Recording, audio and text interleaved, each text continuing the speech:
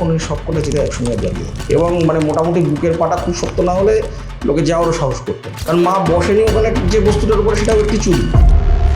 কালীঘাট মন্দিরের যে ইতিহাস সেটা নিয়ে যদি আমাদের একটু বলেন। দেখো, ইদানিং কালীঘাট মন্দিরের পীঠত্ব নিয়ে বেশ কিছু লোক প্রশ্ন তুলছে এবং সেই প্রশ্ন যারা তুলছে তারা তাদের সপক্ষে যুক্তি হিসেবে কেবল দীনেশচন্দ্র সরকারের একটি বইয়ের সামান্য কিছু কোট ছাড়া তাদের কাছে কিছু নেই। কালীঘাটের মন্দিরে দেখা যায় যে একটা বিশেষ রঙের সিঁদুর আমরা ব্যবহার করি, একটা গেরুয়া রঙের সিঁদুর, এটার পেছনে কি কোনো মাহাত্ম্য? আমার কপালে দেখতে পাচ্ছে না, আসল যে সিঁদুর সেটি পারদের একটি বাই প্রোডাক্ট। সেই সিঁদুরটা কিন্তু এই কমলা রঙেরই হয়। আমাদের এখানে বর্তমানে সিঁদুর বলে যে বস্তুটি ব্যবহার হয় সেটা একটি বিশুদ্ধ কেমিক্যাল পাউডার। এবার কালীঘাটে যে কমলা সিঁদুরটা ব্যবহার হয় সেটা কি তাহলে সেই পারদের সিঁদুর? কালীকে প্রায় সময়ই বৈষ্ণবী বলা হয়, কালীঘাটের কালী কি বৈষ্ণবী? আচ্ছা, বৈষ্ণবী বলতে ঠিক কি বোঝো বাবু? এই গলায় তুলসীর মালা আর কপালে হাড়ি কাঠ আর চতুর্দিকে তুলসী তুলসী গন্ধ নাকি? কালীঘাট নিয়ে সেখানে শ্মশানের কথা যখন উঠলোই, এই বিষয়ে কিছু ঘটনা শুনতে পেরেছি। কালীঘাট একটু র, পরিষ্কার কথা, কালীঘাট র। সেখানে বলিদান আছে, সেখানে রক্ত আছে, সেখানে চতুর্দিকে জবা ফুল ছেটানো আছে, সেখানে সিঁদুর আছে। দক্ষিণেশ্বরের মতন ঠিক অতটা ঝাঁ চকচকে ব্যাপার কালীঘাটে হয়নি, হবে না, এবং সেটা কালীঘাটের চরিত্রের সঙ্গে মানায়। মা ওখানে উগ্ররূপাই।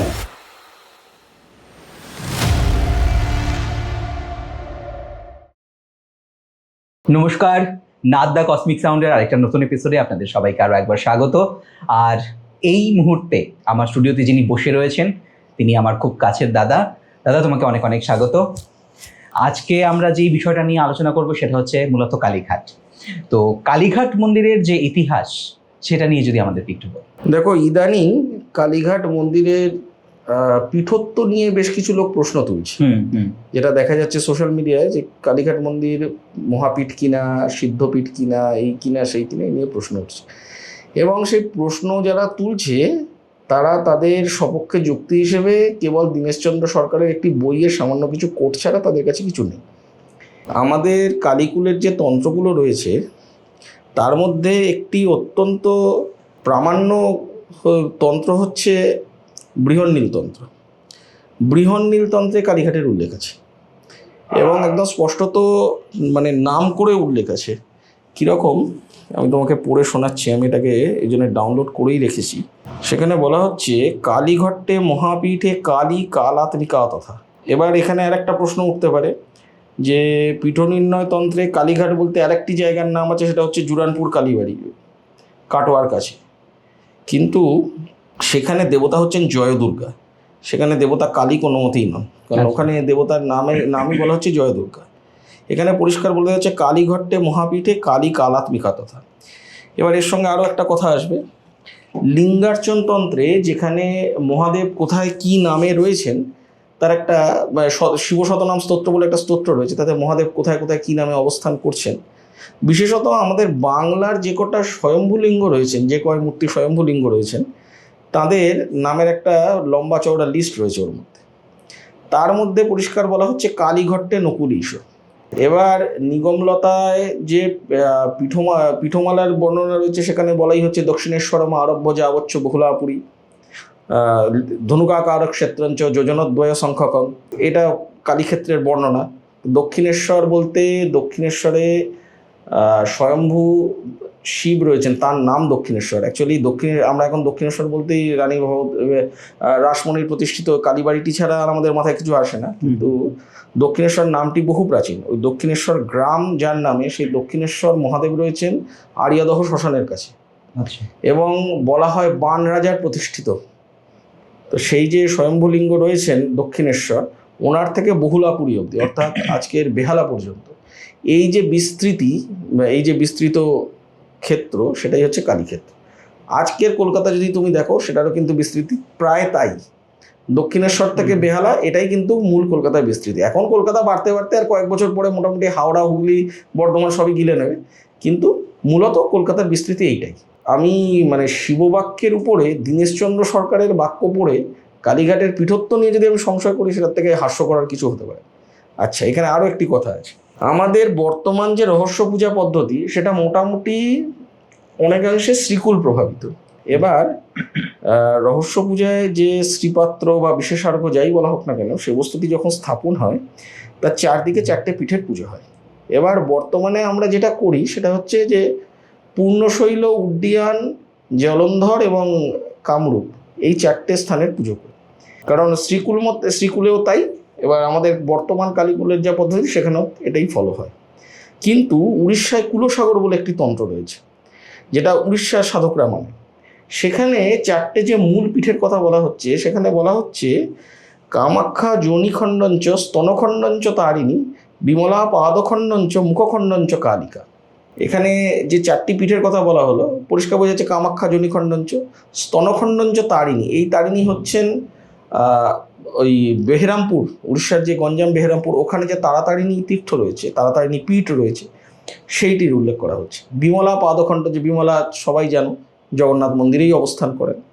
মুখখণ্ডঞ্চ কালিকা, এই কালিকা হচ্ছেন মুখখণ্ড। এবার এখানে আর মানে তারপরে আরও যে শ্লোকগুলো রয়েছে সেখানে একটা কথা বলা হচ্ছে কালিকা মুখ গহ্বরে।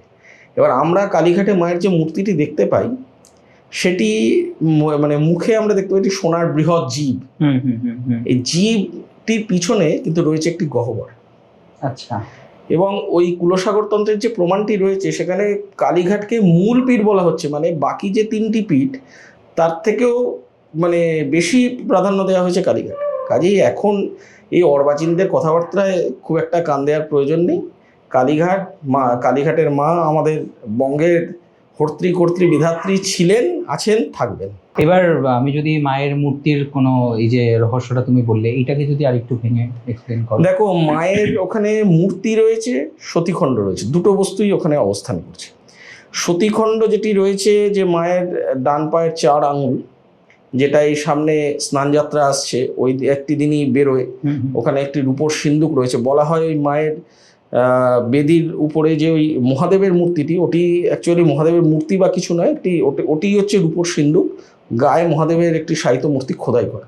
আচ্ছা, ঠিক আছে। তো ওর ভিতরে ওই সতীখণ্ড, যে মায়ের পদাঙ্গুলি চতুষ্টয় থাকেন, সারা বছর ওর ভিতরেই থাকেন। এই কেবল স্নানযাত্রার দিনে সেবায়িত হালদার পরিবারের সিনিয়র মোস্ট মা যারা রয়েছেন, তারা চোখে কাপড় বেঁধে মন্দিরে ঢুকে ওই মায়ের পদাঙ্গুলি বার করেন ওখান থেকে, এবং তার বিধিবৎ স্নান হয়, এবং স্নানের পর আবার সেই বেনারসি কাপড় দিয়ে মুড়ে ওইখানে যথারীতি আবার স্থাপন করা হয়।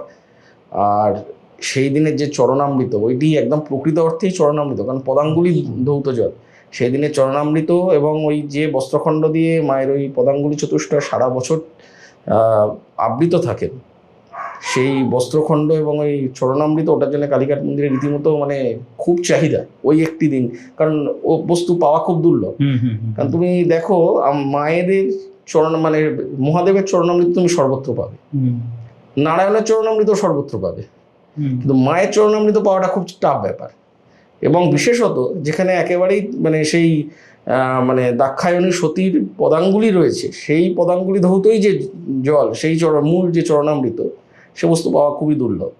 তো ওই পদাঙ্গুলির ওই যে সতীখণ্ড রয়েছে, তার উপরে যিনি রয়েছেন, যাকে আমরা সবসময় দেখতে পাই, এই শিলার মধ্যে বলা হয় ব্রহ্মানন্দ গিরি, যিনি আমাদের শাক্তানন্দ তরঙ্গিনী, তারা রহস্য ইত্যাদি গ্রন্থের প্রণয়নকর্তা, বাংলার অতি প্রাচীন মানে বাংলার বৃদ্ধ প্রপিতামহ বলা যেতে পারে তন্ত্রের। সে ব্রহ্মানন্দ গিরি ঠাকুরের, ওনাকে এই শিলাখণ্ডের মধ্যে নাকি মানে দেবী বর দিয়েছিলেন, এবং দেবীকে বলেছিলেন, মানে ব্রহ্মানন্দ গিরি বলেছিলেন যে আমি যতক্ষণ না বলি তুমি এই শিলাখণ্ড থেকে যেতে পারবে। পরে মা খানিক ছলনা করে ওটা থেকে বেরিয়ে যান। তো দিয়ে তখন ব্রহ্মানন্দ গিরিকে অবশ্য বর দিয়ে গেছিলেন যে আমার এই মূর্তি কলিযুগে চতুর্বর্গ প্রদাত্রী হবে। তো এবার তিনি চতুর্বর্গ প্রদাত্রী কিনা সেটা এবারে নির্বাচনে সবাই খুব সুন্দর দেখেছে। ভোটের আগের দিন হবু মুখ্যমন্ত্রী তিনি গিয়ে ওই আরতির সময় যে গোটা সময়টা হাত জোর করে দাঁড়িয়ে রইলেন, এবং তাতে মা তাকে কি ফল দিলেন, যে মানে রেজাল্টের দিন রাত্রিবেলায় তিনি একেবারে মাথায় করে পুজোর উপকরণ নিয়ে গিয়ে তার কাছে হাজির হলেন, সেটা সামনেই দেখা গেছে। এবং পূর্বতন মুখ্যমন্ত্রী যতদিন না এই বগলা মন্দির স্থাপিত হয়েছে, উনি কিন্তু এখানেই একেবারে একভাবেই ওখানে ধরেছিলেন। জানি না তারপরে মায়ের যা ইচ্ছা। তুমি কথা প্রসঙ্গে বলেছিলে যে হালদার পরিবারের কথা, তো হালদার পরিবার তো বেসিক্যালি ব্রাহ্মণ নয়, তবে তাদের না, কাছে এই এখানে একটি বিষয় আছে। আমাদের বাংলায় কতকগুলো পদবী হয়, যেমন ধরো রায়চৌধুরী, চৌধুরী, মজুমদার, হালদার, সমাদ্দার, এইরকম যে পদবীগুলো, এগুলো বেসিক্যালি হচ্ছে উপাধি। আচ্ছা, এগুলো কোনোটাই পদবী না, মানে পৈতৃক পদবী না। এবার কালীঘাটে ব্রহ্মানন্দগিরি এবং আত্মারাম ব্রহ্মচারী, তাদের পরে কালীঘাট মন্দিরে কৌলরাই সেবা করতেন, কৌল সন্ন্যাসীরাই সেবা করতেন। শেষতম যিনি কৌল সন্ন্যাসী ছিলেন তার নাম ছিল ভুবনেশ্বর গিরি। এই ভুবনেশ্বর গিরির এবার কৌল সন্ন্যাসীদের ভৈরবী রাখার নিয়ম আছে। ওনার যিনি ভৈরবী ছিলেন, তার গর্ভ থেকে এক কন্যার জন্ম হয়। সম্ভবত, যদি আমি খুব ভুল না করি, তার নাম মহামায়া দেবী, সেই কন্যা। সেই মহামায়া দেবীর সঙ্গে বিয়ে হয় এই হুগলির খন্যানের ভবানী দাস চক্রবর্তী। ভবানী দাস চক্রবর্তীর বাবা বাড়ি থেকে, মানে যে কোনো কারণেই হোক, বেরিয়ে গেছিলেন। উনি বাবার সন্ধান করতে করতে কালীঘাটে এসে হাজির হন এবং নিজের পাথেও চালানোর জন্য শাখার ব্যবসা করতেন। তো যেটা বলা হয়, কালীঘাটে মা নাকি ওনার থেকে শাখা পড়েছিলেন এবং বলেছিলেন, যখন টাকার কথা বলেছিলেন যে টাকা কোথায় টাকা আমাকে দিন, তো তখন মা বলেছিলেন যে মন্দিরে গিয়ে ভুবনেশ্বর ঠাকুরকে বলো যে তার মেয়ের শাখা পড়েছেন, তিনি যেন টাকা দেন। তো তখন ভুবনেশ্বর গিরির কাছে উনি যখন যান, তো ভুবনেশ্বর গিরি বলছে, আমার মেয়ে তো এখানে রয়েছে, তার তো এখনো বিয়েই হয়নি, সে শাখা পড়বে কোথা থেকে? তো তারপরে তিনি মন্দিরে সন্ধ্যারতি করতে গিয়ে দেখছেন মা দুহাতে দুগাছি শাখা পড়ে দাঁড়িয়ে আছে। তো তখন তিনি আরও দুগাছি শাখা ওনার কাছ থেকেই কিনে মায়ের হাতে পরিয়ে দেন এবং তারপরে মায়েরই নির্দেশ হয় যে আমি আর কৌল সন্ন্যাসীদের দ্বারা সেবিত হতে চাই না, আমি গৃহস্থদের দ্বারা সেবিত হব। আচ্ছা। তো তখন এই ভবানী দাস চক্রবর্তীর সঙ্গেই এই ভুবনেশ্বর গিরি নিজের মেয়ের বিয়ে দেন এবং এরা এই যে হালদাররা কালীঘাটের, এনারা বেসিক্যালি হচ্ছেন সামবেদীয় রাঢ়ী কাশ্যপ গোত্রীয় ব্রাহ্মণ। এনারা অব্রাহ্মণ নন একেবারেই। এবং এনাদের বাকি যে দৌহিত্র বংশগুলো সেবার অধিকার পায়, তারা অধিকাংশই মুখোপাধ্যায়, বন্দ্যোপাধ্যায়, গঙ্গোপাধ্যায়, স্বাভাবিকভাবেই রাঢ়ী ব্রাহ্মণদের যা পদবী। এবং এরকমও রয়েছে যে বাবার যদি দুদিন পালা থাকে বছরে মন্দিরে, ছেলে এবং মেয়ে মানে একটি দিন পালা পাবে, মানে মেয়েরাও পালার অধিকারী। কিন্তু একটি নিয়ম ছিল, আমি জানি না বর্তমানে সেই নিয়মটা কতটা বলবৎ রয়েছে, সেটি হচ্ছে মেয়ে যদি অব্রাহ্মণ বিয়ে করে তাহলে কিন্তু মায়ের সেবাধিকার থেকে বঞ্চিত হবে। কালীঘাটের নামটা আসলে পরেই তো লৌকিক কথা, অলৌকিক কথার প্রচুর কথা উঠে আসে এবং তুমিও বোধহয় তোমার এই সময়টুকু পর্যন্ত প্রচুর বার কালীঘাট গেছো। যদি তোমার এরকম কোনো গল্প বা ঘটনা আমাদের সাথে শেয়ার করো। আমরা, মানে আমি এবং আমার দুই গুরু ভাই 2025-এর শুরুর দিকে মকর সংক্রান্তির সময়, এবার মকর সংক্রান্তির সময় তুমি জানো গঙ্গাসাগরে যাত্রী কি পরিমাণ আসে এবং গঙ্গাসাগরে যারাই আসে গোটা ভারতবর্ষ থেকে, তাদের একটা ইয়েই থাকে, ফেরার সময় কালীঘাট মা কালী মাইকে দর্শন করেই তবে ফিরতে হবে। কালী মাইকে দর্শন না করে ফেরা যাবে না। কারণ কলকাতা এসছে কালী মাইকে দর্শন করেন, এটা হতে পারে না। বরং আমরা বাঙালিদের এই একটু নাকুচু ব্যাপার, তো কালীঘাট একটু পরিষ্কার কথা, কালীঘাট সেখানে বলিদান আছে, সেখানে রক্ত আছে, সেখানে চতুর্দিকে জবা ফুল ছেটানো আছে, সেখানে সিঁদুর আছে। দক্ষিণেশ্বরের মতন ঠিক অতটা ঝাঁ চকচকে ব্যাপার কালীঘাটে হয়নি, হবে না, এবং সেটা কালীঘাটের চরিত্রের সঙ্গেও মানায় না। মা ওখানে উগ্ররূপাই, তার যে মানে প্রচণ্ড তেজ, সেটা একটু সখী ব্যাপার করে বাবা, মানে ঠিক ব্যাপারটাকে কন্ট্রোল করা যাবে। আমরা 3 গুরু ভাই রক্তবস্ত্র পরে আমাদের ছিল যে একটু মাকে তর্পণাদি করবো। আমরা মাঝে মাঝেই যাই, গিয়ে মানে বসে ওই নাট মন্দিরের খাঁজে হোক, এখন তো নাট মন্দির সারা বছর খোলা থাকে না, আগে নাট মন্দির খোলা থাকতো, তো খাঁজে হোক, এদিকে হোক, ওদিকে হোক, যেখানে হোক বসে মাকে একটু তর্পণাদি করে আমরা চলে আসি। তো ওই ভিড় মোটামুটি মন্দিরটাকে 4 বার বোধহয় মানে লাইন সার্কেল করে ফেলেছে। এক পুলিশ মহিলা আমাদেরকে পণ্ডিতজি লোক আ যাইয়ে করে ঢুকিয়ে দিল। আচ্ছা, ঠিক আছে, আমরা সুন্দর ঢুকলাম, ঢুকে ভিতরে একটি মানে জায়গাও পেয়ে গেলাম, সেখানে বসে তর্পণাদিও করলাম, করে মাকে প্রণাম করে বললাম যে তোমার পক্ষেই সম্ভব। ওই ভিড়ের মধ্যে বসে ওখানে তর্পণ করা মানে লোকে ভাবতেও পারবে না, ওনার পক্ষেই সম্ভব। কালীঘাটের যে স্নান যাত্রা, এটা ঠিক কবে থেকে শুরু হয়েছিল? আর বা কালীঘাটের এই স্নান যাত্রার যে বিশেষ মানে পূজা বা যা কিছু, এই ব্যাপারটা শুরু হয়েছিল মোটামুটি ওই ব্রহ্মানন্দ গিরি, আত্মারাম ব্রহ্মচারী, ওনাদের সময়। এই আমাদের কলকাতার যারা পূর্বতন মালিক বলা যেতে পারে, কলকাতা যাদের জমিদারি ছিল, সাবর্ণ রায়চৌধুরী পরিবারের মানে আদিপুরুষ কামদেব গঙ্গোপাধ্যায় এবং ওনার স্ত্রী পদ্মাবতী দেবী, এনারা দুজনে নিঃসন্তান ছিলেন এবং কালীঘাটে এনারা তীর্থবাস করছিলেন পুত্র কামনায়।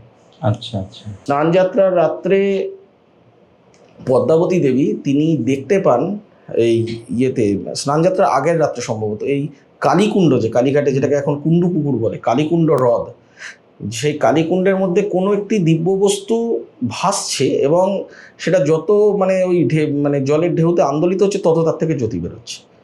তো তখন উনি ওনার স্বামীকে দেখান, ওনার স্বামী গিয়ে ব্রহ্মানন্দ গিরি এবং আত্মারাম ব্রহ্মচারী এই দুই কৌল যারা তখন ওখানে ছিলেন তাদেরকে জানান। তো পরের দিন এই দুই কৌল মহাপুরুষ এনারা গিয়ে ওই মায়ের পদাঙ্গুলি ওখান থেকে উদ্ধার করে নিয়ে আসে।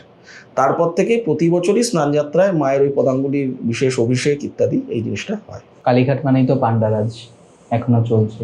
দেখো, পাণ্ডারাজের ব্যাপারটা হালদার মশাইরা যারা কালীঘাটের মূল পত্তনিদার, যারা কালীঘাটের মূল সেবায়েত মায়ের, তারা অত্যন্ত উদার মনস্ক ব্যক্তি ছিলেন। তাদের ঔদার্য কীরকম তোমাকে যদি জানতে হয়, অবধূতের একটা উপন্যাস আছে, কখনো পড়ে দেখো, কলিতীর্থ কালীঘাট বলে। আচ্ছা। দুস্থ ব্রাহ্মণ সন্তান যেই এসেছে কালীঘাটে, হালদার মশাইদের কাছে আশ্রয় চেয়েছে, হ্যাঁ ঠিক আছে এখানে থেকে যাও, মা ঠিক দুমুঠো জুটিয়ে দেবে। এই করে করে এই যে ডালার দোকানগুলো দেখো, সবই কিন্তু এইভাবেই সৃষ্টি। আচ্ছা। এই যত ডালার দোকান এবং যত এই কালীঘাটে পুরোহিত দেখতে পাও। এবার দেখো, এই পাণ্ডারাজের ব্যাপারটা, তুমি যদি নিজে সতর্ক থাকো তোমার কিছুই হবে না। হ্যাঁ, এখন তুমি 5 জন নিয়ে গেলে আর বেরোনোর সময় 11 টাকা দক্ষিণা দিলে পুরোহিতকে, সেটাও যেমন দৃষ্টিকটু। আবার তোমাকে মানে অন্য জায়গার লোক বুঝে তোমার কাছ থেকে 10,000 টাকা নিল, সেটাও দৃষ্টিকটু। পরিষ্কার কথা, নিজেকে একটু সতর্ক থাকতে হবে এবং বুঝে নিতে হবে ব্যাপারটা কীরকম হচ্ছে। আমি তো কালীঘাট মন্দিরে ঢুকি 10 টাকা বা 20 টাকা হাতে নিই, প্রণাম, মাকে প্রণামী দিয়ে প্রণাম করতে হয়, সুতরাং 10 টাকা বা 20 টাকা যেটা আমার সামর্থ্য আমি নিয়ে ঢুকি। এবার ধরো কোনো বিশেষ কিছু বলিদান করাতে হবে বা কিছু, আমার পরিচিত একজন সেবায়েত আছেন, আমাদের ব্যাংকেরই কাস্টমার, ওনার পালায় আমি ওনার হাতে দিই, সেই টাকাটা মায়ের সেবাতেই লাগে। আচ্ছা, এই যে তুমি বললে প্রণামীর ব্যাপারটা, মানে প্রণামীটা আমরা দেই কেন, এটা কেন দেওয়া প্রয়োজন? দেখো, দেবতাকে রিক্ত হস্তে প্রণাম করতেন, দেবতা গুরু রাজা এনাদের কাছে রিক্ত হস্তে যেতেন, কিছু যৎ সামান্য যা হোক কিছু একটি ফুল হলেও নিয়ে যেতে হয়, খালি হাতে যেতেন। যে মায়ের মন্দির তো সরকারি কোনো গ্র্যান্ট পায় না। এবার সারা সম্বৎসর মায়ের যে সেবা, প্রতিদিনের যে সেবা, প্রতিদিনের সেবাটাই কিন্তু কম নয়। সকালবেলা মঙ্গল আরতির পরে এই সময় মায়ের রসগোল্লা দিয়ে ভোগ হয়, তারপরে নিত্য সেবা, কালীঘাটের মতন বিধিবৎ নিত্য সেবা আমি মানে খুব কম শক্তিপীঠে দেখেছি। একদম কোষাকুষি জলশঙ্খ নিয়ে যথারীতি যেরকমভাবে নিত্য সেবা করতে হয়, দশোপচারে ভট্টাচার্য মশাইরা বসে মায়ের পাশে ওখানে জায়গা রয়েছে, এবং সেই সময়টা ওই দিকটায় মানে প্রধানমন্ত্রী এলেও সে কিন্তু তাকে কিন্তু এই দিক দিয়েই দর্শন করে বেরিয়ে যেতে হবে। ঠিক আছে, ওই ব্যাপারটা কালীঘাট ভীষণ সিরিয়াস। সকাল 7টা 7:30টার সময় তুমি যদি যাও যে কোনো দিন তুমি দেখতে পাবে। এর আগের বার তোমাদের ত্রিপুরার কিছু আমার গুরু ভাই এসছিল, বিশ্বরূপ এসছিল, তো সেই সময় মায়ের নিত্য সেবা হচ্ছিল। আমরা ভাগ্যবান যে তারপরে পরেই ভট্টাচার্য মশাই পুজো সেরে বেরোলেন, মায়ের ওই অর্ঘটি ওখানে যারা যারা উপস্থিত থাকে উনি সকলের মাথায় স্পর্শ করা। তো এবার এই ভট্টাচার্য মশাইদের দক্ষিণা রয়েছে, দুপুরে মায়ের যে পরিমাণ ভোগ হয় সেই ভোগের একটা বিরাট খরচা রয়েছে। এই যে মায়ের সঙ্গে মানে বেশকারী যারা মিশ্রমশাই রয়েছে তাদের পারিশ্রমিক রয়েছে, ঠিক আছে, সব মিলিয়ে খরচা যথেষ্ট। তো কাজেই মায়ের ওখানে যারা থাকেন তারা হয়তো অনেক সময় অনেক বেশিই দাবি করে, ঠিক আছে, কিন্তু কিছু অন্তত নিজের মানে বোধ জ্ঞান অনুসারে কিছু অন্তত দিয়ে আসা উচিত, কারণ নইলে সেবাটা চলবে কী করে। তাদের তো আর মানে দ্বিতীয় কোনো ব্যবস্থা নেই যে সরকারি গ্র্যান্ট আসছে, সেটা তো নয়। কালীঘাট এখন অবধি হালদার পরিবারেরই সম্পত্তি, এখন অবধি তো কালীঘাট সরকারি মন্দির হয়নি। আমাদের মতো সাধারণ মানুষ আমরা যারা মন্দিরে যাব, আমরা প্রধানত কি ধরনের পূজা পদ্ধতি সেখানে ফলো করতে পারবো? কিছুই না, সুন্দর যাবে, ফুলমালা মিষ্টি যা কেনবার কিনবে। যদি তোমাদের মনে হয় যে কোনো পুরোহিত নিতে চাও, কোনো যে দোকান থেকে মিষ্টি কিনবে সেখানেই পুরোহিত নেবে, এবং পুরোহিতের সঙ্গে আগেভাগেই ঠিক করে নেবে যে দক্ষিণা কত দিতে হবে। এবং অনেক সময় পুরোহিত মানে আছে, একেবারে আমি অস্বীকার করছি না, সংকল্পের জন্য এত টাকা, এই ব্যাপারটা কিন্তু প্রথমেই যা যা তিক্ততা হওয়া সেটা হয়ে যায়, কারণ ফিরে আসার পরে সেটা যেন না হয়, ঠিক আছে, সেগুলো কথাবার্তা বলে সেট করে নেবে, দ্যাটস ইট। আর যদি মনে হয় যে না অত ঝামেলারই দরকার নেই, ফুলমালা মিষ্টি কিনবে, লাইনে দাঁড়াবে, ভিতরে মায়ের সামনে যারা সেবায়িতরা আছেন তাদের হাতে দিয়ে দেবে, তারা নাম ধাম জিজ্ঞেস করবে, যদি বলতে চাও বলবে, না বলতে চাও আমি যেমন বলি না, না আপনি ওটা মাকে কেবল স্পর্শ করিয়ে আমাকে দিয়ে দিন, হয়ে গেল। মায়ের প্রসাদ নিয়ে চলে এলাম বাড়ি। পুজোর সময় মানে আমরা যখন বাড়িতেও পুজো করি বা ধরো কোনো মন্দিরে গিয়ে পুজো অর্চনা করছি, তখন মানে একজন ব্রাহ্মণকে কেন সাথে থাকতে লাগে বা ওনাকে কেন মন্ত্র পড়ে দিতে লাগে, মানে আলাদা কি রয়েছে যেটা অন্যান্য সাধারণ মানুষের মধ্যে নেই? কিছু কিছু বিষয় মানে যেমন বেদ মন্ত্র সকলের জন্য নয়। বেদ মন্ত্র ব্রাহ্মণ যিনি তিনিই পাঠ করবেন, বাকিদের শ্রবণ করতে হবে। আচ্ছা, ঠিক আছে, তো সেই রকমই যে কোনো পুজোয় মানে অপরের হয়ে পুজো করার যে মানে দায়ভার বলতে পারো বা অধিকার বলতে পারো, সেটা শাস্ত্র একমাত্র ব্রাহ্মণকে দিয়েছেন। মানে আমাদের যে বর্ণাশ্রম ধর্ম রয়েছে তার মধ্যে ব্রাহ্মণের বৃত্তি রয়েছে যাজন। তো কাজে কাজেই ব্রাহ্মণকে তার দক্ষিণা, তারপর এই ইত্যাদি দেওয়াটা অবশ্য কর্তব্য। এই কারণেই ব্রাহ্মণ নেওয়া। ধরো তুমি কালীঘাটে বলিদান করাবে, তুমি উৎসর্গ করতে পারবে না, তো সেটা তাকে দিয়েই করাতে হবে। আচ্ছা, এবার আমার একটা প্রশ্ন হয়, মানে এখন ধরো বা আগে থেকে এটা চলে আসছে যে ব্রাহ্মণ হওয়া মানে বংশ পরম্পরা একটা চলে আসছে, একজন প্রকৃত ব্রাহ্মণের অ্যাকচুয়ালি কি কি গুণাবলী থাকা প্রয়োজন? আমি বুঝবো কিভাবে যে সেই প্রকৃত ব্রাহ্মণ? মানে আমি কি চাইলে ব্রাহ্মণ হতে পারবো? ছান্দোগ্য উপনিষদে একটি শ্লোক রয়েছে, সেটা হচ্ছে তোমার পূর্বজন্মের কর্ম অনুসারে তোমার পরবর্তী যে, এবং সেখানে কিন্তু যে শব্দটা সেখানে লেখা রয়েছে সেটা হচ্ছে যোনি। যোনি শব্দটা ডাইরেক্টলি জন্মের সঙ্গেই সম্পর্কিত। কাজে তোমার পূর্ব জন্মের কর্ম অনুসারেই তোমার পরবর্তী জন্মের তোমার বর্ণ নির্ধারিত হয়। এখন কেউ যদি মনে করে আমি বিশ্বামিত্র হব, তো বিশ্বামিত্র মতো তপস্যাটা করে বিশ্বামিত্র হও।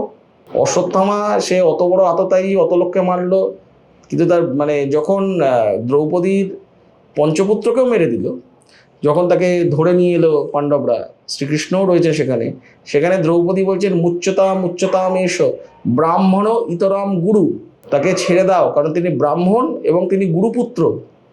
এবং অত বড় অপরাধের পরেও পাণ্ডবরা কিন্তু তার প্রাণ নেয়নি। শ্রীকৃষ্ণও কিন্তু নিষেধ করলেন না, প্রাণ নেওয়া যাবে না, ব্রাহ্মণ অবদ্ধ, তার মাথার মণিটা কেটে ছেড়ে দেওয়া হলো। তা কাজে এত বড় অপরাধের পরেও তার ব্রাহ্মণত্ব কিন্তু নষ্ট হয়নি। তা কাজে এখন যদি হঠাৎ করে কেউ বলে যে কর্মানুসারে ব্রাহ্মণ, সেখানে আমাদের শাস্ত্রীয় যুক্তি দিয়ে টিকবে না।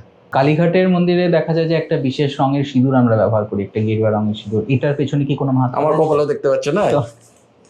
দেখো, আসল যে সিঁদুর সেটি পারদের একটি বাই প্রোডাক্ট। আচ্ছা, পারদের যে বাই প্রোডাক্ট যে সিঁদুর, সেই সিঁদুরটা কিন্তু এই কমলা রঙেরই হয়। আমাদের এখানে বর্তমানে সিঁদুর বলে যে বস্তুটি ব্যবহার হয় সেটি একটি বিশুদ্ধ কেমিক্যাল পাউডার। সেটি কোনো মতেই শাস্ত্রে যাকে সিঁদুর বলা হয়েছে সেই বস্তু কোনোভাবেই নয়। এবার কালীঘাটে যে কমলা সিঁদুরটা ব্যবহার হয় সেটা কি তাহলে সেই পারদের সিঁদুর হতো? সেই পারদের সিঁদুরই ব্যবহার হতো বলে এখনো প্রচলনটা রয়েছে। এখন সেখানে কমলা রঙের ওই কেমিক্যাল পাউডারই ব্যবহার হয়, কারণ আমার মনে হয় না আমাদের এইদিকে কোথাও পাওয়া যায়। আমাকেও সিঁদুর আনাতে হয় গুজরাট থেকে। আচ্ছা, ঠিক আছে, ওখানে এখনো এই জিনিস তৈরি হয়। তো আমরা মানে এই সিঁদুরটা ব্যবহার করার আলাদা কোনো মাহাত্ম্য রয়েছে কিনা, মানে এটা কেন ব্যবহার করবো বা করলে কি কি ধরনের বিষয় থাকে? সিঁদুর একটা হচ্ছে মোহক, আকর্ষক, এবং মায়েদের ক্ষেত্রে পতির আয়ু বৃদ্ধিকারী, এগুলো তো রয়েছে। এবং সিঁদুর বলতে যে বস্তুটিকে বোঝায় সেটা ওই পারদেরই বাই প্রোডাক্ট, মানে ওইটাই সিঁদুর, বাকিটা কোনোটাই সিঁদুর নয়। কুমকুম যেমন অ্যাকচুয়াল কুমকুম যে বস্তু, সে বস্তু আমাদের পক্ষে ব্যবহার করা অসম্ভব, কারণ সেই বস্তুটি হচ্ছে জাফরান, কেশরের যে গুঁড়ো, সেটাই হচ্ছে মূল কুমকুম। সেটা সম্ভব নয় বলে দাক্ষিণাত্যে যে বস্তুটি কুমকুম বলে ব্যবহার হয় সেটা হচ্ছে হলুদ থেকে তৈরি হয়, ওটাও ব্যবহার করা যায়, কারণ হলুদ সৌভাগ্য দ্রব্য। তা বলে কেমিক্যাল পাউডারটা ঠিক ব্যবহার জন্য। প্রত্যেক মন্দিরের পাশেই, মানে কালী মন্দিরের পাশেই বা দুর্গা মন্দিরের পাশে একটা ভৈরব থাকে, যে সেরকম কালীঘাটের দেখো, শক্তিপীঠের 4টে জিনিস থাকতেই হবে, নইলে সেটা শক্তিপীঠ না। এক হচ্ছে কুণ্ড, এক হচ্ছে ভৈরব, এক হচ্ছে শ্মশান, আর এক হচ্ছে সতীখণ্ড। এই 4টি বস্তু না থাকলে সেটি পীঠ বলে, মানে সতীপীঠ বলে গণ্য হবে না। আচ্ছা, কালীঘাটে 4টি বস্তুই বিদ্যমান। ভৈরব ও কালীঘাট মন্দির থেকে একটুখানি সামনেই বোধহয় 1.5 মিনিটের ডিস্টেন্সে রয়েছে নকুলিশ, এবং নকুলিশ একেবারে পাতাল ফোঁড়া শিব, আমাদের কলকাতার একমাত্র স্বয়ম্ভূলিঙ্গ। আমাদের কলকাতা থেকে লোকজন খুব লাফালাফি করে কাঁধে বাঁক নিয়ে সব তারকেশ্বর যায়, সে যাক, তাতে কোনো আপত্তি নেই, যে শিব শতনাম স্তোত্রে বলা হচ্ছে রাঢ়েছ তারকেশ্বরম, সেই শিব শতনাম স্তোত্রেই বলা হচ্ছে কালী ঘট্টে নকুরীশ। আচ্ছা, ঠিক আছে, তো কাজে নিজের বাড়ির পাশে যিনি রয়েছেন তাকে ছেড়ে দিয়ে আমি দূর দেশে যাব, এটাই তো আমাদের একটা ঐতিহ্য হয়ে দাঁড়িয়েছে না। কালীঘাট নিয়ে সেখানে শ্মশানের কথা যখন উঠলোই, এই বিষয়ে কিছু ঘটনা শুনতে চাইছি। আগে যতদূর জানা যায় মোটামুটি 17 সামথিং অব্দি বোধ হয় কালীঘাট মন্দিরের আশেপাশেই দাহ হতো, কিন্তু সেটাতে মন্দিরের নিত্য নৈমিত্তিক পুজো অর্চনায় কিছুটা অসুবিধা হওয়ার ফলে পরবর্তীকালে শ্মশানটা খানিক দূরে শিফট হয়, যেটা বর্তমান কেওড়াতলার মহাশ্মশান। সেখানে প্রতিদিনই মানে ইলেকট্রিক চুল্লি তো রয়েছে, এবং ইলেকট্রিক চুল্লির কারণে আমাদের গোটা দক্ষিণ কলকাতার মোটামুটি ধরো 90% শবদাহ ওখানেই হয়। আচ্ছা আচ্ছা, পাশে কাঠের চুল্লিও রয়েছে, আর ওই কাঠের চুল্লি যেখানে রয়েছে ওখানে প্রতি বছর খুব ঘটা করে শ্মশানকালীর পুজো হয় কালী পুজোর রাত্রে। আচ্ছা, এবার সেখানে একটি বিচিত্র নিয়ম রয়েছে, বলা হয় যে একটি মানে সধবার সব যতক্ষণ না আসছে ততক্ষণ অবধি মায়ের পুজো শুরু হবে না, এবং প্রতি বছরই সধবা সব আসে, তাকে মানে তার চিতায় আগুন দেওয়া হয় এবং তারপরে মায়ের পুজো শুরু হয়। এই নিয়মটা কেন? এটার পেছনে কি কোনো আলাদা কারণ রয়েছে? কিছুটা লোকাচার বলতে পারো। দেখো, শ্মশানের পরিবেশ যদি সৃষ্টি না হয় তাহলে শ্মশান কালী পুজো আর তোমার বাড়ির পাশের পার্কে কালী পুজো দুটোর মধ্যে তো তফাৎ। এবার এখানে প্রসঙ্গক্রমে একটা ঘটনা বলি, এটা আমার ঠাকুমার মুখে শোনা। আচ্ছা, মোটামুটি 50-এর দশকের ঘটনা। তখন কালী মানে কেওড়াতলা একটা আরো বিচিত্র নিয়ম ছিল। যত সব আসতো তখন স্বাভাবিকভাবে ইলেকট্রিক চুল্লি হয়নি এবং অনেকগুলো কাঠের চুল্লি ছিল। যত সব আসতো মোটামুটি সবই মুখাগ্নি করে চিতায় চাপিয়ে রাখা থাকতো। আচ্ছা, জ্বালানো হতো না। জ্বালানো হতো কখন? রাত্রিবেলায় যখন মায়ের আরতি শুরু হতো তখন ওই সবকটা চিতা একসঙ্গে জ্বালিয়ে দিত। তখন তো আর কালীঘাটের কেওড়াতলায় মানে এত ভিড় হতো না শ্মশান কালী পুজো দেখার জন্য, এবং মানে মোটামুটি বুকের পাটা খুব শক্ত না হলে লোকে যাওয়ারও সাহস করতো না, কারণ মা বসেনি ওখানে যে বস্তুটার উপরে, সেটাও একটি চুল্লি। ঠিক আছে, মায়ের ওখানে বিধিবৎ পাত্র স্থাপন করে পুজো হয়, এবং ভোগে এমন এমন জিনিস থাকে যেগুলো শুনলে মোটামুটি মানে প্রসাদ খাওয়ার আগে লোকে পিলে চমকে অক্কা পাবে। সেগুলো কি একটু বলা যাবে? একটা জিনিস খালি বলছি, ঠাকুর রামকৃষ্ণ পরমহংসদেবের তন্ত্র সাধনার অংশটা যদি তোমরা পড়ো লীলা প্রসঙ্গে, দেখবে ওখানে বলা হচ্ছে খড়পড়ে ভাজা মাছ, মানে মাথার খুলিতে তেল দিয়ে তার মধ্যে মাছ ভাজা হয়েছে। সে খড়পড়ে ভাজা মাছ ঠাকুরকে ভৈরবী ব্রাহ্মণী খাইয়েছে, সে খড়পড়ে ভাজা মাছ ওখানে মায়ের ভোগে থাকে। তা এবার যেটা বলছিলাম যে ঘটনাটা, তো রাত্রিবেলায় মার আরতির সময় সবকটা চিতা জ্বালিয়ে দেওয়া হতো। এবার তখনকার সময় ধরো 50-এর দশক, মানে আজ থেকে বেশ অনেক দিন আগে। এখন মানুষের শোকের প্রকাশটা অনেক স্তীমিত হয়েছে, কেউ মারা গেল পাশের বাড়ির লোকও জানতে পারবে না, ওই যে যার মতন একটু চোখের জল ফেললো ব্যাস। তখন কিন্তু শোকের প্রকাশটা অনেক তীব্র হতো, তখন মানুষ হা হা করে কাঁদতো। তা ঠাকুমার মুখে শুনেছিলাম, ঠাকুমা বলছেন এদিকে মায়ের আরতি হচ্ছে, এদিকে ঢাক বাজছে, ওদিকে কারো বাবা, কারো মা, কারো ভাই, কারো স্বামী, তারা পরিত্রাহী মানে কাঁদছে, মানে চিতায় তখন সবকটা চিতায় আগুন দেওয়া হয়েছে। ওই কান্না এবং তার সঙ্গে ওই ঢাকের বোল, এই যে বৈপরীত্য, মানে আমার ঠাকুমা অজ্ঞান হয়ে গেছিল। আমার বড় পিসমশাই সঙ্গে ছিলেন, তিনি পাঁজা কোলা করে শ্মশানের বাইরে নিয়ে এসে চোখে মুখে জল দিয়ে জ্ঞান ফেরান। তুমি ব্যাপারটা একবার চিন্তা করো, অন্তত 10-15টা চিতা জ্বলছে, সেখানে পরিত্রাহী চিৎকার করে মানুষ কাঁদছে, আর ওখানে ওই ঢাকের ওই ব্রহ্মরুদ্রতাল বাজছে আর মায়ের আরতি হচ্ছে। তুমি একবার বৈপরীত্যটা চিন্তা করো, তাহলে মোটামুটি দেখবে গায়ের লোম খাড়া হয়ে গেছে। এই হচ্ছে শ্মশানের পুজো। কালীর পুজোর যে ভাব, কালীর পুজোর যে ভাইবস, আজকের ভাষায় যদি বলতে হয়, তো আজকে কেওড়াতলায় ঠিক অতটা পাবে না। তার কারণ হচ্ছে এখন আলো, মানুষ এত বেশি হয়ে গেছে যে ওই জিনিসটা পাবে না। একটা জায়গায় এখনো খানিকটা বোঝা যায়, সেটা হচ্ছে মহিন্দরের যে রক্ষাকালী পুজো হয়। আচ্ছা, মা বসেন দিয়ে ওই চিতার অঙ্গার দিয়ে তৈরি বেদির উপরে। ঠিক আছে, তো এই মানে দেখো, কালীকে মানে ভগবতী একই, তিনি বিভিন্ন রূপে বিদ্যমান, কিন্তু কালীকে যদি তুমি ত্রিপুরা সুন্দরীর মতন ওই সোনার থালা আর সোনার কোষাকুষি দিয়ে পুজো করতে যাও, ব্যাপার ঠিক কালীর ভাবের সঙ্গে ঠিক কতটা খাপ খাবে বলা খুব মুশকিল। হ্যাঁ, কালীঘাট মহাপীঠ, কালীঘাটের মা কালী আমাদের গোটা কালীকুলের অধীশ্বরী, তো কাজেই তার মন্দিরে ব্যবহার হয়, ঠিক আছে, কিন্তু তারই ওই ভাবটা ওইখানে প্রকাশিত হতো। হ্যাঁ, আজকের দিনে সেটা ঠিক কলকাতা শহরে বসে ওই ব্যাপারটা ঠিক ফিল করতে পারবে না। আচ্ছা, মায়ের এই ভাবটাকে আমরা কেন পুজো করছি? কোন ভাবটাকে? এই যে এই উগ্র ভাবটা যেটা বললেন তুমি এখন। উগ্র ভাবটা কেন? দেখো, কালী অগ্নিস্বরূপা। বেদে যে মানে অগ্নির 7টা জিহ্বার কথা বলা হচ্ছে, তার মধ্যে প্রথম জিহ্বাটার নামই হচ্ছে কালী।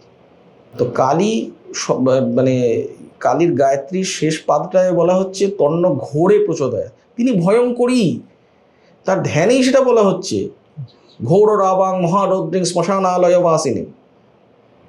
তো কালীকে যদি এখন আমি লক্ষ্মী বানাতে যাই, হ্যাঁ, কালী লক্ষ্মী তত্ত্ব তো একই। এখনই মানে এরপরেই তোমার প্রশ্নটা আসবে যে তাহলে কালীঘাটের মন্দিরে কালী পুজোর রাত্রে কেন মহালক্ষ্মীর পুজো করা হয়? ব্যাপারটা তাই, কালী লক্ষ্মী তত্ত্ব তো একই, কিন্তু তাদের ভাব, তাদের প্রকাশ পৃথক। যেমন হরিহর, নারায়ণ এবং শিব একই, তত্ত্ব তো একই, কিন্তু তাদের প্রকাশ আলাদা। শিবকে তুমি চিতাভস্য দিয়ে সাজাতে পারো, নারায়ণকে কি পারবে? নারায়ণের ভাবের সঙ্গে সেটা যায় না। আমাদের শাস্ত্রে মানে আমাদের শাস্ত্রকাররা প্রত্যেকের রুচি অনুযায়ী খাদ্যের ব্যবস্থা করেছে। তোমার বিরিয়ানি খেতে ভালো লাগতে পারে, আমার ডাল ভাত খেতে ভালো লাগতে পারে, দুটোরই ব্যবস্থা আছে। ওই কাশি থেকে ক্যান্সার সব রোগের এক ওষুধ তো হবে না। কালীঘাটে মূলত দেবীকে কি কি ধরনের ভোগ নিবেদন করা হয়? দেখো, মায়ের 365 দিনই কালীঘাটে সম্পূর্ণ আমিষ ভোগ নিবেদন। বিভিন্ন রকম মাছ থাকে, বর্ষাকালে ইলিশ মাছও থাকে, চিংড়ি থাকে, এবং প্রথম যে বলিদানটি হয় কালীঘাটে প্রতিদিন, সেই গোটা পাঁঠার মাংসটা থাকে মায়ের। হ্যাঁ, এখানে একটা কথা প্রসঙ্গক্রমে বলে দেওয়া দরকার, কামাখ্যা ছাড়া গোটা ভারতবর্ষে একমাত্র পীঠ যেখানে নিত্য বলিদান হয়, কোনো দিন, কোনো তিথি, কোনো নক্ষত্রে বাদ যায় না, সেটি হচ্ছে কালীঘাট। কালীঘাট ছাড়া গোটা ভারতবর্ষে এমন আর কোনো পীঠ নেই যেখানে নিত্য বলিদান হয়। তোমাদের ত্রিপুরাতে ত্রিপুরেশ্বরী মায়ের মন্দিরে দশমীতে বলিদান হয় না, বাকি সব দিনই হয়, কিন্তু কালীঘাটে সেটাও নয়, কালীঘাটে প্রতিদিনই বলিদান। এর পিছনে কি আলাদা কোনো কারণ রয়েছে? ওটা মায়ের নিত্য পূজারই অঙ্গ। যখন থেকে মায়ের নিত্য পূজা কৌলটা শুরু করেছিলেন, তখন থেকেই বলিদানটি মায়ের নিত্য পূজারই অঙ্গ। সুতরাং বলিদান ছাড়া মায়ের নিত্য পুজো অসম্পূর্ণ কালীঘাটে। তো সুতরাং বলিদান প্রতিদিনই হবে। হ্যাঁ, এখানে আরেকটি কথা, প্রথম লকডাউনের সময় যখন সব বন্ধ, তখন আমাদের পূর্বতন মুখ্যমন্ত্রী শ্রীমতী মমতা বন্দ্যোপাধ্যায়, উনি নিজে দায়িত্ব নিয়ে ওই প্রায় 1-1.5 মাসের উপরে উনি মানে এই নিত্য বলিদান চালু রাখার ব্যবস্থা করেছিলেন, কারণ তখন সব বন্ধ, পাঁঠা কোথা থেকে আসবে? তো উনি নিজে দায়িত্ব নিয়ে ব্যবস্থাটি করেছিলেন। আজকে তিনি মানে ক্ষমতায় নেই, কিন্তু যেটা সত্য সেটা অনস্বীকার্য। আচ্ছা, কালীকে প্রায় সময়ই বৈষ্ণবী বলা হয়, কালীঘাটের কালী কি বৈষ্ণবী? আচ্ছা, বৈষ্ণবী বলতে ঠিক কি বোঝো বাপু? এই গলায় তুলসীর মালা আর কপালে হাঁড়ি কাঠ নাকি? আর ওই নিরামিষ পনিরের রসা দিয়ে কি বলে খাওয়া, আর চতুর্দিকে তুলসী তুলসী গন্ধ নাকি? যিনি ব্রহ্মা বিষ্ণু মহেশ্বরের আরাধ্যা, তিনি বৈষ্ণবীও বটেন, অনস্বীকার্য। কারণ আমার কালীর তুমি যদি পূজাবিধি দেখো, তার মধ্যে অষ্টমাতৃকার পূজা আছে, সেখানে নারায়ণীরও পূজা হচ্ছে, সুন্দর, কোনো অসুবিধা নেই। কিন্তু বৈষ্ণবী মানে তিনি বিষ্ণু, যে শক্তির বলে বলিয়ান হয়ে বিষ্ণু ত্রিভুবন পালন করছেন, সেই শক্তি হচ্ছেন বৈষ্ণবী। বৈষ্ণবী মানে মানে ওই গলায় তুলসীর মালার কপালে হাঁড়ি কাঠ নয়। আর কালীঘাটের মায়ের কোনো দিন কোনো অবস্থাতে নিরামিষ ভোগ হয় না। মানে অন্যের ভোগ যখনই হবে সঙ্গে আমিষ থাকবেই থাকবে, ঠিক আছে? মাছ মাংস সহই মায়ের নিত্য ভোগ হয়, কোনো মতেই নিরামিষ ভোগ হয় না। ইদানিং আমি দেখেছি হালদার পরিবারের মধ্যেও বেশ কিছু কুলাঙ্গার জন্মেছে যুগপ্রভাবে। তাদের মধ্যে এক একজন আবার টিভি ক্যামেরার সামনেই বলে দিল মা তো ওসব খান না। তো মা যদি ওসব নাই খাবেন, তো মায়ের গর্ভগৃহে ওই বস্তুগুলো ঢোকে কেন? নিরামিষ ভোগও হয় কালীঘাটে আমিষ নিরামিষ দুরকমই ভোগ হয়। নিরামিষ ভোগটি হয় এই হালদাররা মূলত, কিন্তু এরা বংশর দিক দিয়ে যদি দেখা হয়, এরা কিন্তু মূলত বৈষ্ণব। এদের কুলদেবতা হচ্ছেন বাসুদেব, চতুর্ভুজ বিষ্ণুমূর্তি। কালীঘাটে মায়ের গর্ভগৃহের মধ্যেই দেয়ালে একটি রূপোর আলমারি আছে, মানে রূপোর আলমারি নয়, মানে দেয়াল আলমারি, তার দরজাটা রূপো দিয়ে বাঁধানো। সেই আলমারির মধ্যে বাসুদেব থাকে। আচ্ছা, তো সেই বাসুদেবের যে ভোগটা হয় সেটা নিরামিষ ভোগ হয়, কোনো অসুবিধা নেই। সেই নিরামিষ ভোগ বাসুদেবের হয়, মায়ের আমিষ ভোগ হয়। আচ্ছা, তাদের ভাই বোনের মধ্যে কোনো ঝামেলা নেই। হ্যাঁ, মাকে তো বলা হয় বাসুদেব সহোদরী, হ্যাঁ, নারায়ণ সহোদরী, কোনো অসুবিধা নেই। অর্জুন যখন দুর্গাস্তুতি করছেন মহাভারতে, সেখানে বলছেনই গোপেন্দ্র সিয়ানুজে জ্যেষ্ঠে নন্দ গোপকুলোদ্ভবে, তাদের মধ্যে কোনো ঝামেলা নেই। যত ঝামেলা হচ্ছে এই আমাদের কপালে সিঁদুরের টিপ আর কপালে হাঁড়িকাঠদের মধ্যে। আচ্ছা, অনেকেই এটা আমি কালভৈরবের মন্দিরেও দেখেছি, কালীঘাটেও, যে মায়ের মুখের সামনে কারণ ধরেন, এর পেছনে কারণ কি? কালীঘাটে ওটা অ্যালাউ করে না, এক নম্বর কথা। কালীঘাট মন্দিরে সাধারণভাবে প্রতিদিন যে পুজো হয় সেটা পশ্চাচারেই হয়। সেখানে মানে প্রত্যক্ষভাবে আদ্যমকার ব্যবহার হয় না। আদ্যমকার বছরে একটি দিন রাত্রিবেলায় মায়ের রহস্য পূজা হয়, সেই সময় ব্যবহার হয়। সেটা কোন তিথি আমি বলবো না পডকাস্টে, কারণ সেই তিথিটা বলা মানে সেই তিথির মাহাত্ম্যকে নষ্ট করা। কারণ পূর্বতন যারা এই তিথিটি তৈরি মানে নির্দিষ্ট করেছিলেন, তারা এমন ভেবেই এই তিথি নির্দিষ্ট করেছিলেন যে সময় লোক থাকবে না। রহস্যময়ী রহস্য পূজায় যেন এই মানে পশুর দল গিয়ে চিৎকার না করে। তার কাজে সেইটি আমি কখনোই বলবো না কোন তিথি হয়, এখনো হয়। সেই একটি রাত্রেই মায়ের একেবারে মানে মায়ের গর্ভগৃহে পাত্রস্থাপনাদি করে পুজো হয়, এবং ওই একটি দিনই মধ্যরাত্রে বলিদান হয়। আচ্ছা, এবার তুমি যে প্রশ্নটা করলে এই কারণ নিয়ে লোকের লাফালাফি, কিছু কিছু দেবতা আছেন যাদের কারণ দেওয়ার বিধি রয়েছে। এমনিতে কলিকালে বলাই হচ্ছে যে বিনা অলি এবং বিনা পিসিত, অর্থাৎ কারণ এবং মাংস ছাড়া কোনো দেবতারই পুজো হবে। কিন্তু তার জন্য তো বাবা অধিকার আছে। নিদেন পক্ষে পূর্ণাভিষিক্ত না হলে, ন্যূনপক্ষে পূর্ণাভিষিক্ত না হলে কারণ এবং বাকি যে 4টি মকার সেগুলো তুমি শোধন করতেই পারবে না। আচ্ছা, এবার অশোধিত দ্রব্য দেবতাকে নিবেদন করার নিয়ম নেই। এবার এখন দেখো এই নর্থ ইন্ডিয়ায়, ভাই নর্থ ইন্ডিয়াকে ভগবান মাচায়, মানে ওগুলো ওই রাম ভরসে বলা হয়, একদম প্র্যাকটিক্যালি রাম ভরসে নর্থ ইন্ডিয়া। ওখানে ওই কালভৈরবের মন্দিরে গিয়েও মদের বোতল নিয়ে লোকে দাঁড়িয়ে পড়ছে। কাশিতে কালভৈরবের মন্দিরেও দেখছি ইদানিং সেই বস্তু শুরু হয়েছে। ঠিক আছে, না শোধন, না পাত্রস্থাপন, না তর্পণ, কিচ্ছু নেই, শুধু আমাদের তারাপীঠে তাই। এবং তারাপীঠের এই মানে দুরবস্থার জন্য ওখানকার সেবায়িতরাই দায়ী। কেন তারা এই জিনিসটাকে ঠিক করলো না? তারাপীঠে কারণ দিয়ে মায়ের সেবা ছিল, সেটা তো বিধিবৎ পাত্রস্থাপন করে ওই রকমভাবে ঢেলে ওই ছিপিতে করে মায়ের মুখে ঠেকানো। তারাপীঠে তো এখন যা অবস্থা আমি দেখি, আমার তো মানে খুব সন্দেহ আছে মায়ের আদৌ নিত্য সেবা বলে কোনো বস্তু বেঁচে আছে কিনা। না কোষাকুষি বসানো হয়, না অর্ঘ্যস্থাপন হয়, না কিছু হয়, কিছুই হয় না। ভোগ নিবেদন, ওটা ভোগ নিবেদন, ওই খামচা করে ধরে মায়ের মুখে ঠেকানো, ওটা ভোগ নিবেদন। কালীঘাটে দেখবে যে ছবি পাবে সোশ্যাল মিডিয়ায়, কালীঘাটে মানে ভোগ হয়ে যাওয়ার পর অনেক সময় দেখবে ছবি আসে, ভট্টাচার্য মশাইরা একদম বিধিবৎ মুদ্রাদি দেখিয়ে ভোগ নিবেদন করছে। এই যে তুমি বললে যে ভোগ নিবেদনের সময় বিশেষ মুদ্রা, এই মুদ্রার অ্যাকচুয়ালি মাহাত্ম্যটা কি? দেখো, মুদ্রাটা হচ্ছে সংকেত, মানে কথা বলার একটা প্রসেস, মানে না সিগন্যাল পাঠাচ্ছি আমি কিছু। হ্যাঁ, সিগন্যাল পাঠাচ্ছি, এক্স্যাক্টলি। আচ্ছা, আমি সিগন্যালিং করছি। এই যে আমাদের শরীরে পঞ্চ প্রাণবায়ু রয়েছে, আমরা যখন খাই, আমরা ব্রাহ্মণরা বিশেষ করে পৈতের পর যখন গণ্ডূর শেখানো হয়, তখনও বলা হয় পঞ্চমুদ্রাতেই পঞ্চগ্রাস গ্রহণ করতে হবে। সেই পঞ্চমুদ্রাই দেবতাকে দেখানো হয়। আচ্ছা, প্রাণ, অপান, ব্যান, উদান, সমান, এই যে পঞ্চমুদ্রা যাতে আমরা খাই, ঠিক সেই পঞ্চমুদ্রাই দেবতাকে দেখানো হয়। পুজোটা হচ্ছে প্রাণেরই পূজা, সেই কারণে ওই মুদ্রাটা দেখানো হচ্ছে। আচ্ছা, মাঝখানে একটা প্রশ্ন একটু জানতে ইচ্ছে করছে, মানে এই যে তুমি রহস্যময়ীর কথাটা বললে, এই পুজোটা আমরা আলাদা করে কেন করছি, মানে কেন রহস্য নাম দেওয়া হলো এটার? রহস্য পুজোর মানে হচ্ছে যে যাতে পঞ্চমকার ব্যবহার হচ্ছে। এবার পঞ্চমকারের পুজোগুলোকে রহস্য পুজো এই জন্যই বলা হয়, কারণ ইতর সাধারণের তাতে প্রবেশ থাকা উচিত নয়, সেজন্য এটা রহস্য। তাতে কি হচ্ছে কি না হচ্ছে, না তোমার জানার দরকার, না আমার জানার দরকার। আমরা বিভিন্ন সময় বিভিন্ন কালী মন্দিরে যাই পুজো করতে, আলাদা করে যখন কোনো শক্তিপীঠে যাই পুজো করার জন্য, সেই জায়গাটার কি আলাদা করে কোনো মাহাত্ম্য রয়েছে নাকি? স্বাভাবিক, কারণ কোনো মন্দিরে দেবতা মানে যেখানে প্রতিষ্ঠিত মন্দির, যেমন ধরো আমাদের দক্ষিণেশ্বর বা অন্যান্য যত কালী মন্দির রয়েছে কলকাতায় প্রচুর পুরনো কালী মন্দির রয়েছে, কলকাতা কালীক্ষেত্র। সাধারণভাবে যে কোনো মন্দিরে দেবতার মানে মাহাত্ম্য, দেবতার স্থায়িত্ব, এটা সম্পূর্ণভাবে নির্ভর করে অর্চনা কীরকমভাবে হচ্ছে এবং যিনি অর্চক অর্থাৎ পুরোহিত যারা, তারা কিভাবে অর্চনা করছেন, তারা নিজেরা কতটুকু নিয়ম মানছেন এবং কতটা কি করছেন ওখানে। শক্তিপীঠে সেই ব্যাপারটা নয়। আচ্ছা, শক্তিপীঠ স্বয়ম্ভূ। যেমন ধরো মানে তোমার বাড়ির পাশে তুমি একটি শিব মন্দির প্রতিষ্ঠা করালে, সেখানে পুরোহিত যারা গেল তারা তো ঠিক আছে, আমি ধরলাম তুমি ভালো পণ্ডিতদের নিয়ে গেলে, তারা যথাবিধি প্রতিষ্ঠা করে এলে। তারপরে নিত্য পুজোর জন্য তুমি যে ব্রাহ্মণটিকে রাখলে, সে রোজ গিয়ে 4টি ফুল বেলপাতা চাবি দিয়ে পালিয়ে, সে কিছুই করলো না। তাতে কি দেবতার স্থায়িত্ব থাকবে? থাকবে না। অথচ দেবতা যদি পূজিত নাও হন, মানে ধরো তারকেশ্বর তো মাটির নিচে ছিলেন দীর্ঘ বহু বছর, তাতে কি তার মাহাত্ম্য খর্ব হয়েছে? হয়নি, কারণ উনি স্বয়ম্ভূ লিঙ্গ। ঠিক এই ব্যাপারটাই। আরও একটা খুব সুন্দর এক্সাম্পল, ধরো তোমার বাড়িতে তুমি নারায়ণ বিগ্রহ প্রতিষ্ঠা করা, সে প্রচুর হোম যজ্ঞ ইত্যাদি প্রভৃতি করে তুমি নারায়ণ বিগ্রহ প্রতিষ্ঠা করাবে, এবং তারপরে প্রতিদিন কিন্তু তার অর্চনাটা যথাবিধি করে যেতে হবে সেই বিগ্রহে দেবতাকে স্থায়ী করার জন্য। একটি শালগ্রাম শিলা দেন গণ্ডকী নদীতে জলের মধ্যে গড়াচ্ছে, কেউ নিয়ে এলো, তাকে কিছুই করতে হবে না, কারণ নারায়ণ সেখানে স্বতই রয়েছে। আচ্ছা, তিনি সেখানে স্বয়ং ব্যক্ত। তো উনি যেরকম স্বয়ং এসছেন, আবার কি এরকম হতে পারে যে উনি আবার চলেও গেলেন, এরকম কি হতে পারে?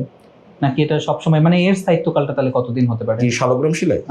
ধরো এই যে স্বয়ম্ভু বিষয়টা হলো, না, স্বয়ম্ভুলিঙ্গ এবং শক্তিপীঠ, মানে মন্দির ধ্বংসও যদি হয়ে যায় তৎসত্ত্বেও দেবতার সেখানে অধিষ্ঠান থেকে যায়। স্বয়ম্ভুলিঙ্গ এবং শক্তিপীঠ থেকে দেবতা অন্তরিত হতে পারবেন না প্রলয় পর্যন্ত। শালগ্রামের স্থিতিকাল আছে, বলা হচ্ছে কলির 10,000 বছর পর্যন্ত নারায়ণ শালগ্রামে অবস্থান করবেন, তারপরে নারায়ণ শালগ্রাম থেকে অন্তরিত হবে। এখন কলির 5,000 সামথিং চলছে, সুতরাং আরো 5,000 বছর নারায়ণ থাকবেন। তারপর তারপরের লোকেরা বুঝবে। এই পডকাস্টগুলো তখনও থাকবে, ওরা দেখবে। কালীঘাটের সঙ্গে সবাই বলে যে কলকাতার নামের একটা কানেকশন রয়েছে। অবশ্যই কালীঘাট, কালীক্ষেত্র, সেই কালীক্ষেত্র থেকেই বিকৃত হয়ে কলিকাতা শব্দটা এসেছে। আচ্ছা, ওই কালীকাটা বা কালকাটা ওগুলো বেকার কথা, কারণ কালীক্ষেত্র শব্দটা আমরা বহুবার পেয়েছি শাস্ত্রে, তো কাজে কালীক্ষেত্র থেকেই কলকাতা হয়েছে। কালী পুজোর রাত্রে কালীঘাটে লক্ষ্মী পুজো হয় কেন? কালীর পুজোটা তো হয় শ্মশানে, বুঝতেই পারছো। এনারই পুজোটা ওখানে হচ্ছে, এনার কালী পুজোর রাত্রের বিশেষ পুজোটা হচ্ছে শ্মশানে।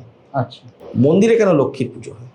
এক তো আমাদের মানে পশ্চিমবঙ্গীয় যারা ঘটি আমরা, আমাদের কালী পুজোয় মানে ওই দীপান্বিতার রাত্রেই লক্ষ্মী পুজো আমাদের মোটামুটি যত পশ্চিমবঙ্গীয় বাড়ি সবেতেই। আর দ্বিতীয়ত তুমি যদি শিবের চন্দ্রমৌলির ন্যাস দেখো, সেখানে দেখবে ওই মানে ওটা প্রত্যেকটা অঙ্গে একটি করে শিবের নাম, একটি করে শক্তির নাম। সেখানে রয়েছে দেখবে নকুলিশ ও লক্ষ্মীভ্যাং নমঃ।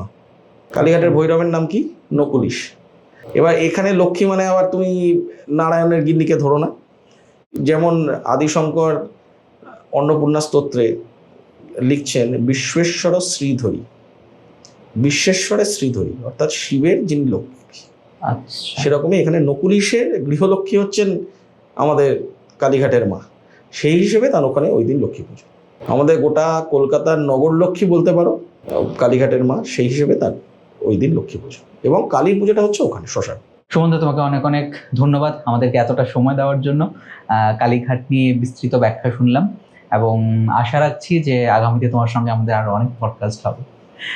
দর্শক বন্ধুদের কাছ থেকে এই মুহূর্তে বিদায় নিচ্ছি, ফিরবো নতুন কোনো এপিসোড নিয়ে, নতুন কোনো গেস্টের সাথে। ততক্ষণ পর্যন্ত আপনারা সবাই সাথে থাকবেন, ভালো থাকবেন, আর চ্যানেলটিকে অবশ্যই লাইক এবং সাবস্ক্রাইব করে দেবেন। নমস্কার।